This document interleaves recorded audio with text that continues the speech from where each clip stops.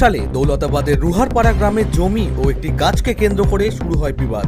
অভিযোগ, সেই সময় চাচাতো ভাইকে হাঁসুয়া দিয়ে প্রাণঘাতী আঘাত করেন রজব আলী সরকার। দীর্ঘ বিচার প্রক্রিয়ার পর বৃহস্পতিবার বহরমপুরের অতিরিক্ত জেলা ও দায়রা জজ তৃতীয় আদালত তাকে দোষী সাব্যস্ত করে। রজব আলীকে যাবজ্জীবন কারাদণ্ডের পাশাপাশি ৫,০০০ টাকা জরিমানা, অনাদায়ে আরও ১ মাসের কারাদণ্ডের নির্দেশ দেওয়া হয়েছে। Bureau report, Bangla news. Yes, counter কেসে আমরা মার খেয়েছি, সেটা করে একটা কনসিডারই করেন। কেন মার খেলাম, কেন আমাকে কনসিডার করলেন না?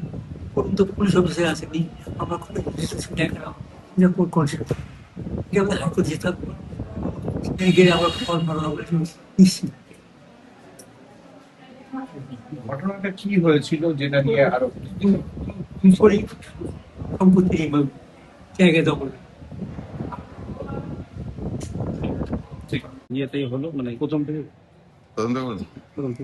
এটা ২০০৮ সালে দৌলতাবাদ থানা রুহারপাড়া গ্রামে চাচাতো দুই ভাইয়ের জমি এবং একটি জমির মধ্যে একটি গাছকে কেন্দ্র করে ঝামেলাতে এক ভাই আর এক ভাইকে হাঁসুয়া দিয়ে মেরে খুন করে।